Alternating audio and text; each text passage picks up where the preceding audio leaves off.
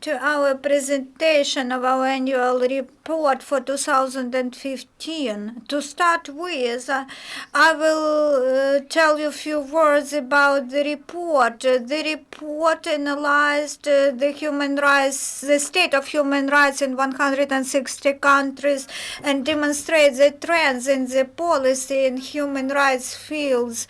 And it gives recommendations to institutions and NGOs how can they help to improve the situation. In the focus is IDPs, crisis, refugees, crisis, and violations of human rights. In the context of Ukraine, the focus is made on the armed conflict in the east of Ukraine and impunity of Euromaidan criminals and Crimean situation, and also situation with gay and lesbians. I will tell you about the situation with human rights in our region. Then Director of Amnesty International of Ukraine, Ms. Mazur, will tell us about investigations into Euromaidan crimes, and then the researcher from Belarus will tell us about the situation in the east of Ukraine as concerns human rights and about the situation in Crimea. I am Marina Gurieva. I am a press secretary, so I'm a spokesperson. And at the end, you will have a session of questions and answers. You have some materials with our press release, with statistics and infographic and Ukrainian translation of the section about Ukraine. The press release also contains a link to our website where you can also see video and other additional materials and the full text of the report. So I would like to start with video on the state of human rights in the world.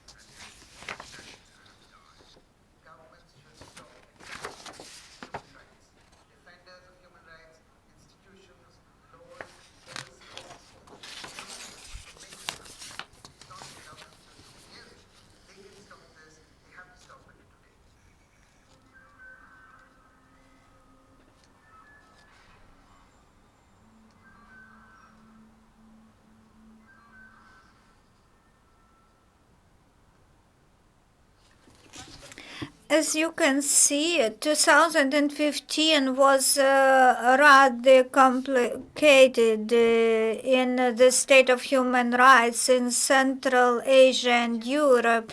It was very uncalm year. It starts with the warfare in Ukraine, in Turkey. There were some attacks. In post-Soviet countries and in Turkey, the leaders tried to control mass media and violated freedom of speech. In the UK, there was a proposal to withdraw the act about human rights. The governing party in Poland limited the constitutional court authorities. Also, we should say that there was some progress in LGBT equality, but all trends during 2015 they give grounds for negative forecast for 2016. Due to this fact, Amnesty International called on international leaders to think without standards and to resolve the crisis which emerge, and those people who protect humanitarian rights, governments, they threaten our rights, and Amnesty International call on the UN and other international institutions to act as soon as possible and to act fast to resolve these challenges. Good afternoon. Every year, Amnesty International publishes our annual report. In 2016, it covers the period of 2015, and as you can see, it includes the review of general trends which our NGO saw in the world in general, and there is also review of the state of human rights in each country, in particular in Ukraine as well. And one of the largest problems in Ukraine observed by Amnesty International is the problem of impunity for violation of human rights. This concerns both military crimes in the east and the offenses and crimes during Euromaidan event. There was very little progress in investigations, and this concerns the State Office of Investigation when it has been established. This is a good event. We demonstrate, we registered that the activists could not, our volunteers could not work in the East and in Crimea. In other territories, some mass media which sympathize separatists, they also experience persecutions. LGBT community had a meeting, a march, protest in Lutsk. Several amendments were adopted to the legislation of Ukraine, which defend and protect the rights of LGBT community. I would like to say that Amnesty International has been working in Ukraine for a long time, and we address the problem of tortures, and the Euromaidan case was very demonstrative of this. It emphasizes a systemic and large-scale problem for Ukraine. It had been present even before Euromaidan protest, and after 2 years after Euromaidan, we can say that not enough efforts have been put to investigate the cases of abuse, use of force, and the General Prosecutor's Office reported about the progress of investigations. They said that they they are now investigating more than 2,000 cases, and they provided charges, delivered charges to more than 2,000 persons. The Berkut police detachment law enforcement officers were delivered charges in assassinating, in killing and murdering many people in institutes on February 20th.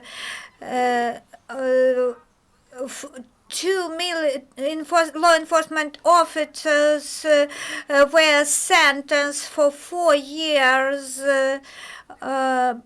of provisional sentence, but there are no any other judgments, no other sentences that have been issued in Euromaidan cases. The investigations of Euromaidan cases are watched by many persons, not only the victims, but also the lawyers, the civil rights advocacy and international institutions, in particular international consulting group established by the General Secretary of the Council of Europe into the cases, especially for the cases of Euromaidan event. And it published 2 reports in 2015. The report of March was dedicated to Euromaidan, and the autumn report was about the events in Odessa. And the first report provided the opinion that the investigation is not compliant with the international law.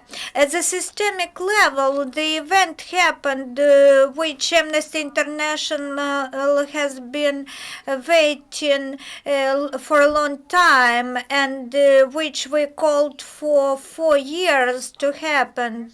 Finally, the Verkhovna Rada adopted the law about the State Office of Investigation.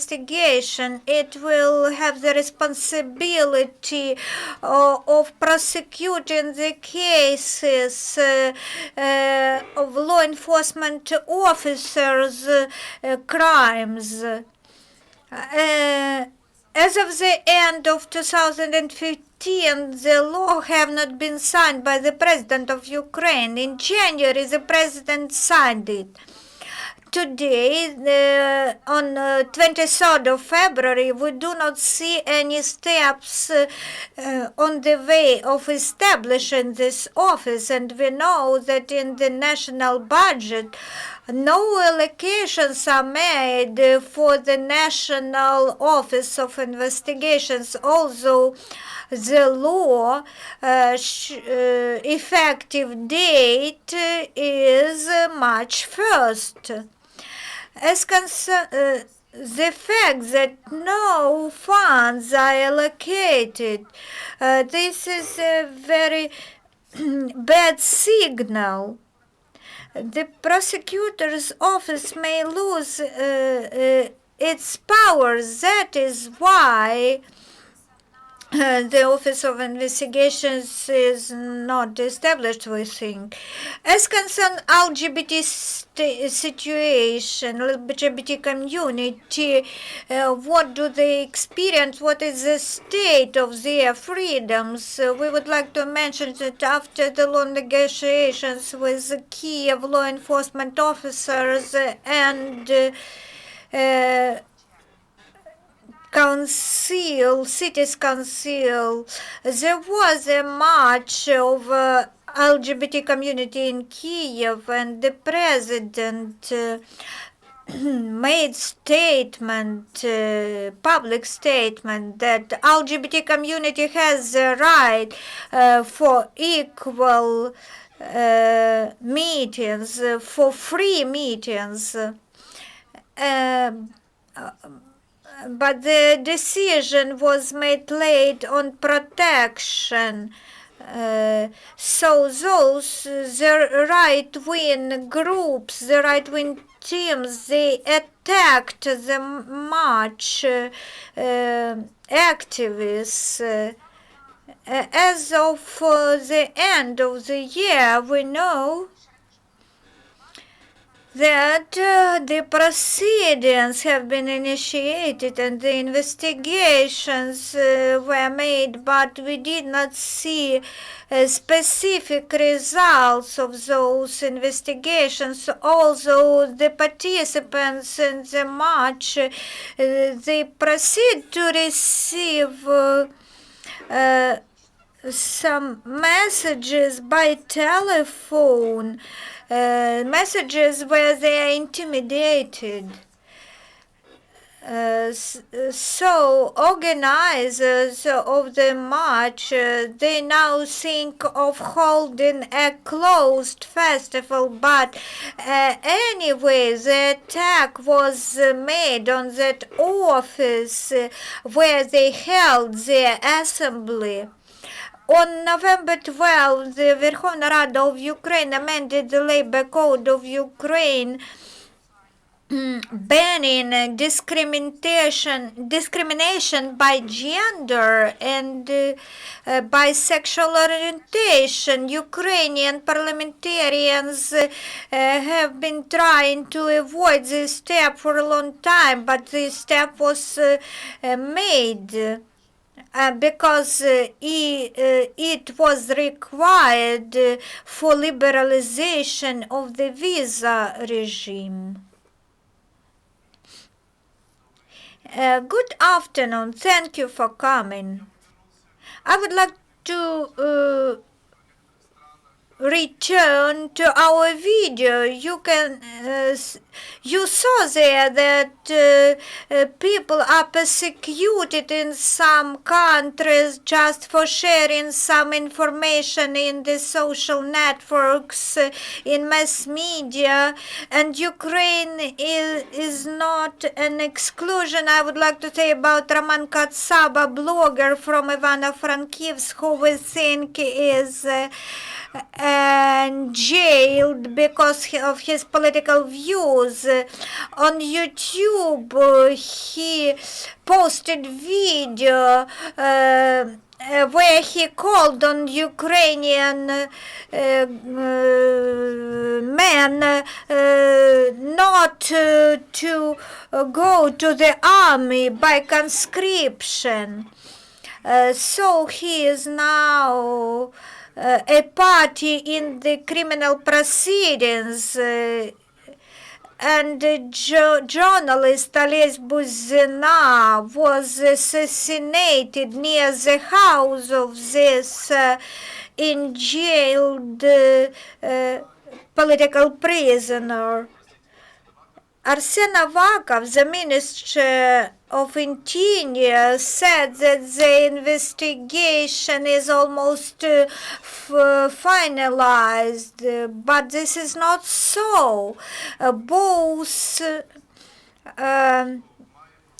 persons who are being blamed of this crime, they say they are non-guilty.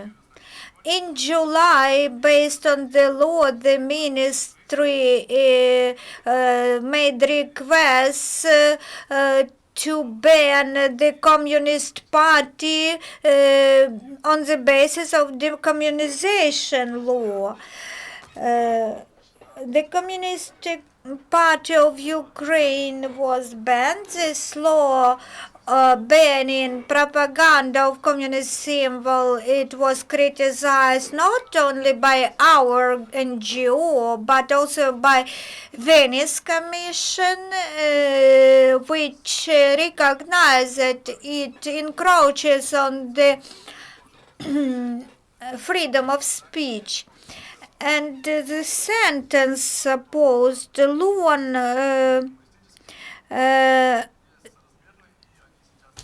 many years of imprisonment is stipulated if you breach the law on decommunization, and this is not an equal punishment, a proportional punishment. Foreign journalists who try to get accreditation from Donetsk and Lugansk so-called People's Republics, they are filtered, all their articles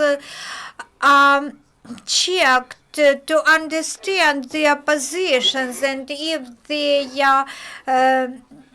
believed to be against DPR and LPR, they are banned to visit these territories. And the law enforcement officers of DPR and LPR, they beat the journalist Kanygin for Russian newspaper about two Russian soldiers captured by Ukrainians, by Ukrainian army, that they are Russian military men of regular army. We also would like to mention Varfolomeeva. She was captured in DPR and she remained in captivity still. Before the Balsova events in February last year, both parties, Ukrainian army and separatists, shelled the civilians. Both parties were engaged in tortures. Separatists intentionally killed Ukrainian captors. I would like to remind you Igor Bronevitsky, who was captured by separatists. He was beaten during the questioning, and then he was killed by the DPR soldiers, DPR leader, Motorola gangster. And Mr. Kolesnik last time was seen in village Krasnopartizansk on January 22nd, and soon they were killed by bullets. They were killed after captured. Unfortunately, ill treatment is characteristic not only for DPR and LPR separatists. The same things happened on the part of Ukrainian army. The right sector, the Anatoly Matyoz, chief military prosecutor, told about that. One person, along with other 12 persons, were beaten in some cell. They were detained. So we speak about ill treatment based on our information. The General Prosecutor's Office responded to our request that these three cases have been initiated by our information for the acts of ill treatment and kidnapping in 2014 and 2015 by the law by the security service of Ukraine officers. These cases still are being investigated. And as concerned Crimea, we can say that last year no efficient investigations were conducted by local authorities about kidnapping of Ukrainian and Crimean Tatar activists. One of the cases includes murder of the volunteer. All these facts are proved by evidence, including video evidence, which proves implications of Russians and so-called self-defense of Crimea to those crimes. In 2014, starting with 2014, systematic repressions on the freedom of speech has been proceeding in Crimea. To those people who sympathize Ukraine, they were persecuted. The highest persecutions experienced Crimean Tatars, mass media speaking in Crimean Tatar language, such as ATR channel, they were closed, and now the searches in Crimean Tatar civilians' houses continue. Of those persons, we should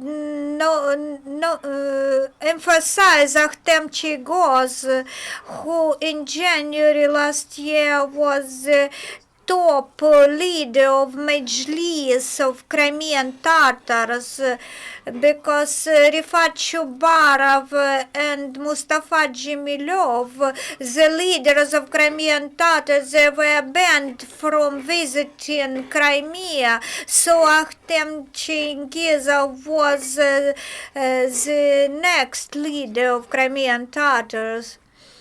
ATR was the only in the world TV channel speaking in Crimean Tatar language, and in April the 1st last year it stopped broadcasting because they were rejected. The applications for broadcasting were cancelled and rejected, so they can't work in Crimea where their audience reside.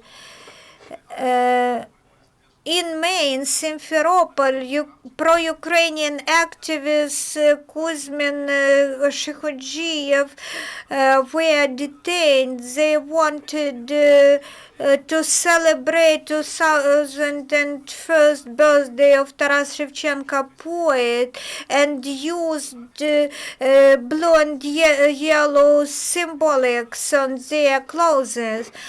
So they were convicted of violation of public order, and they were convicted for 40 years of forced labor. After that, they were interrogated informally, and Leonid Kudmin lost his job because he was a teacher of history. He was told that his volunteer activity is incompatible with his job duties of a teacher of history. And Alexander Kolchenko should be mentioned here. He is detained and he is in jail in Rostov-on-Don in the Russian Federation. He is blamed of terrorism. The court trial was not fair, and it was based on the evidence which was received by way of torture. Thank you very much. Now we start the session of question and answers. You're welcome, colleagues. Good afternoon, garbės Lese, TV channel ERA. You said that illegal military formations violate the rights. What about the National Guard?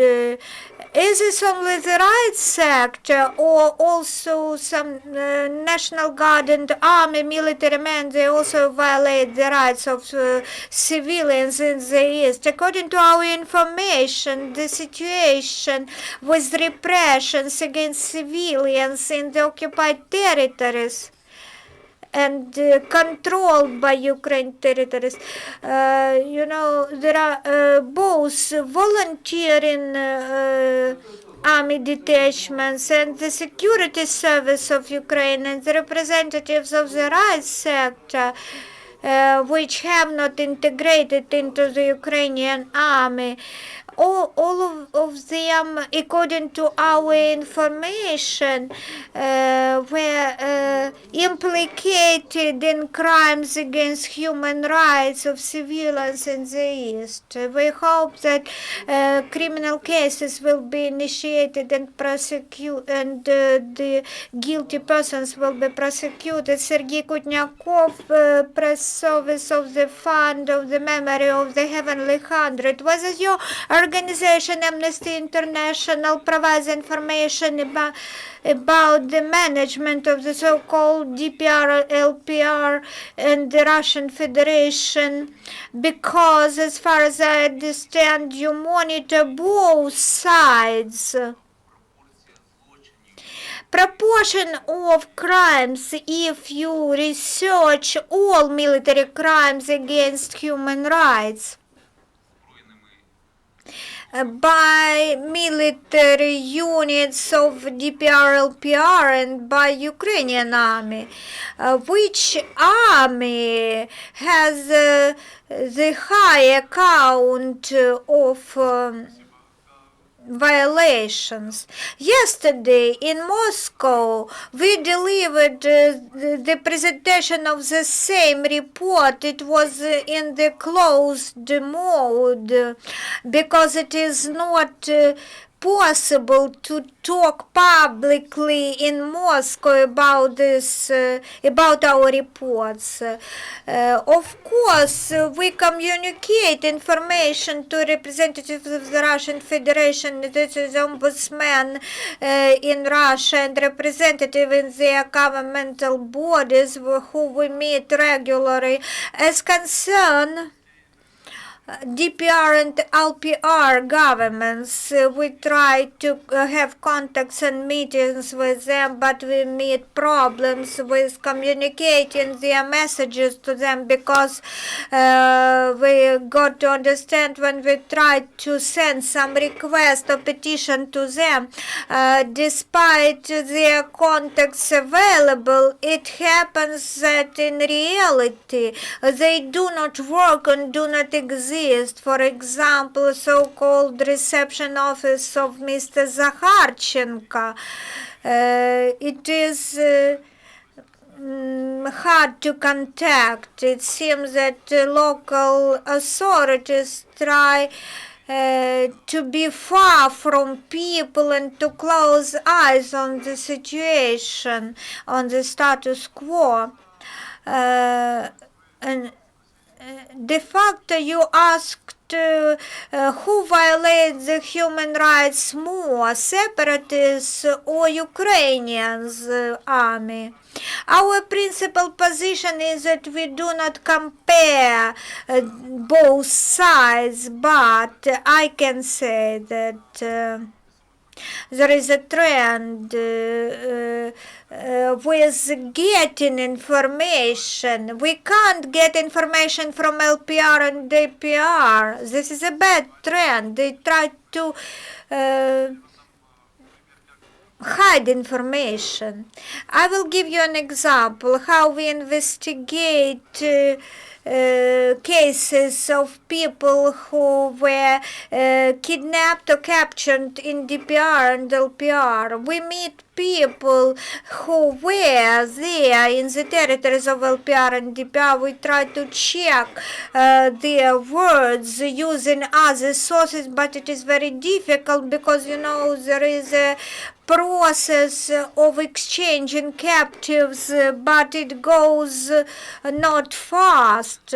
Although there are many military captives, the exchange goes very hard. We can't say where the number of military crimes is higher, in Ukraine or in DPR, LPR.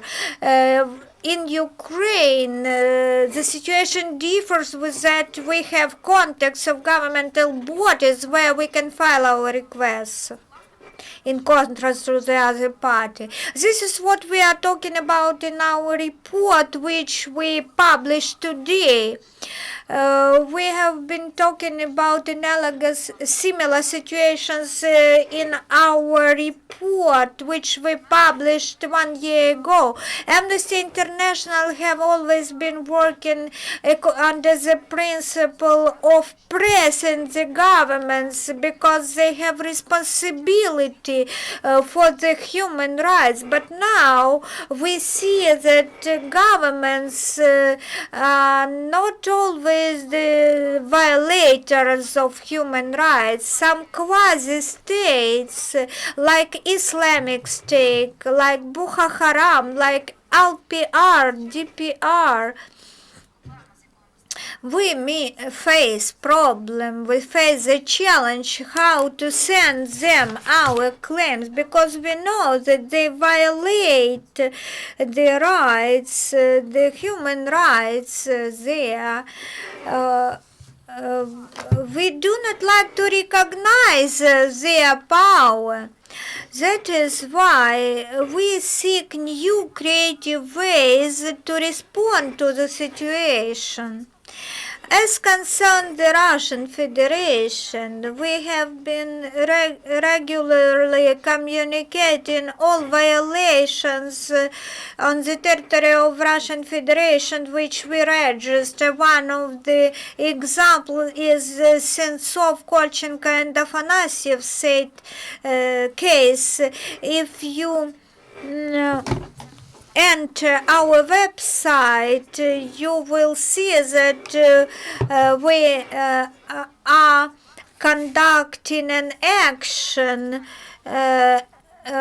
concerning this case. We will file request with signatures of our members. So we signal to the Russian Federation that we know about this violation and we will not forget about it.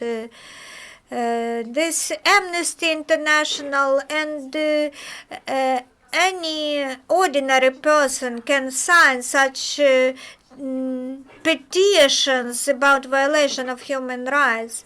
Military crimes, they concern discipline violation, while warfare crimes, they are very grave violation of human rights in the east of Ukraine or in any other side.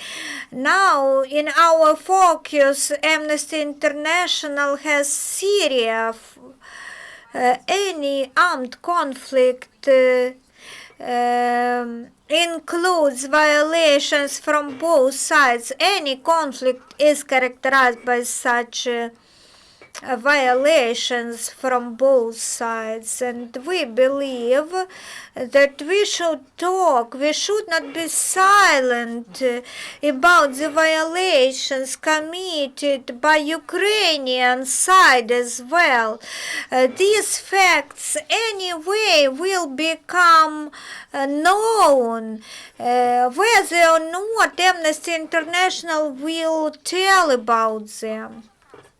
every time publicizing the information about military crimes conducted by the Ukrainian army.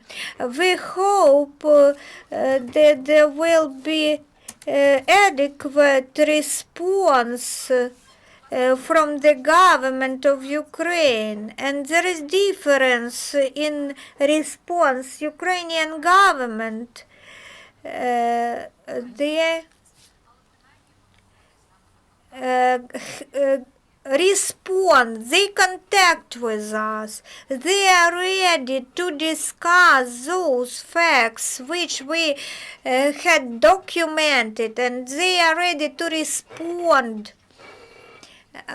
In 2014, we talked about the violations by voluntary battalions, and our recommendation was to integrate voluntary battalions into the Ministry of Defense system or Ministry of Interior system or anti-terroristic operation headquarters, and this recommendation was implemented. This was only the right sector organization which does not want to integrate. In its turn, the implementation of this recommendation will improve the situation. Thank you. At the start of the news briefing, Maria told that you will speak individually. Let's end this session of questions. Elena Matsunska, TSN channel. I have a question about captives. Why you don't have such line? If this is the full your report, why didn't you include it? Or the exchange of captives is really so controversial issue? If you have some information, can you share it with us? Thank you very much for your question. Of course, we addressed this issue. You can see that in May last year we published large report about the treatment of captives from both sides. We investigated the cases of 14 captives in LPR and DPR and 15 captives in jails of Ukrainian army.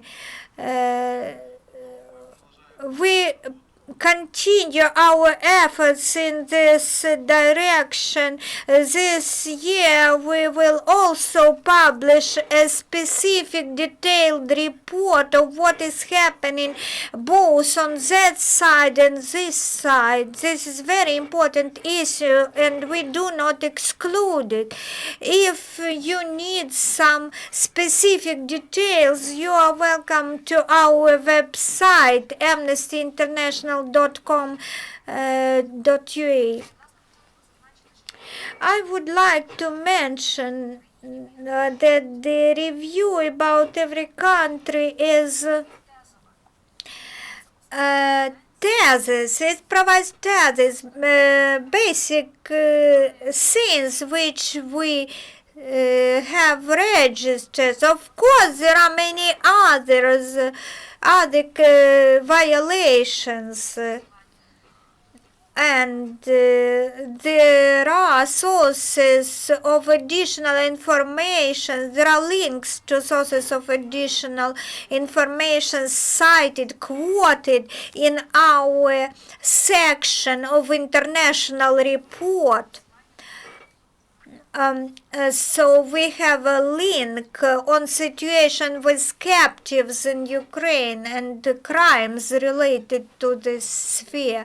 Timur Livchuk, LGBT portal. You said that the labor code have amendments about discrimination now, but in all other spheres, the state continue to have discrimination. As I have already said, we have been monitoring the situation with LGBT community rights.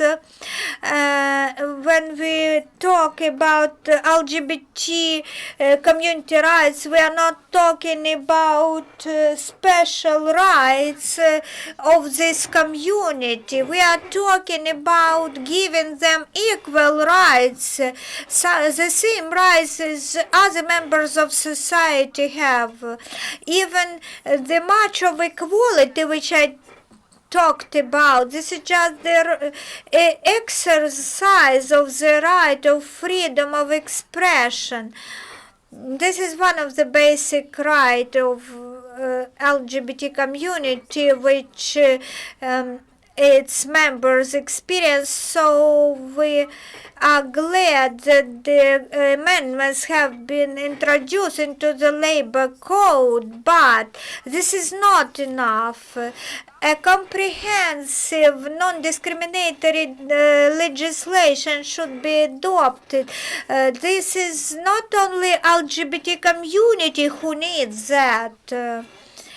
Other members of society are also often discriminated in practices. Are there any more questions? Crimean News, Kristina Lomakina. Do you make any forecast? What forecast do you make for Ukraine for 2016?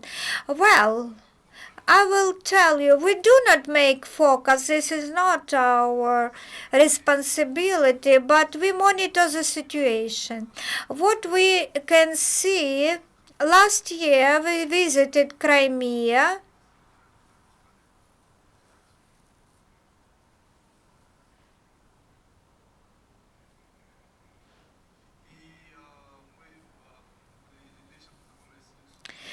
We in person got acquainted with Crimean Tatars who are experiencing repressions, and during last year and at the beginning of this year we can see that this is an organized systemic campaign against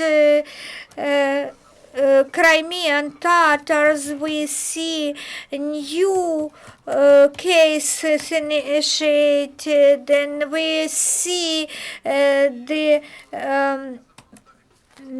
dynamics in the investigation of the case of Akhtem Chaygoz.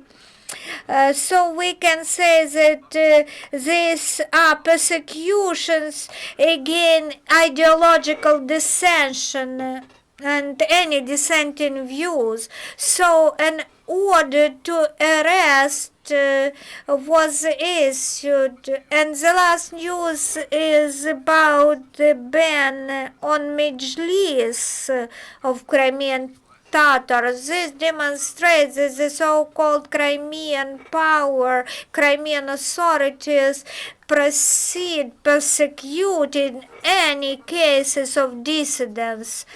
When Crimean was first captured, when it was annexed, it was hardly to make some forecast, but as we know that the Russian Federation is such a country where human rights situation has been worsening year by year. That is why all this negative trends, they migrated to Crimea along with the laws of the and practices of the Russian Federation. Ukraine is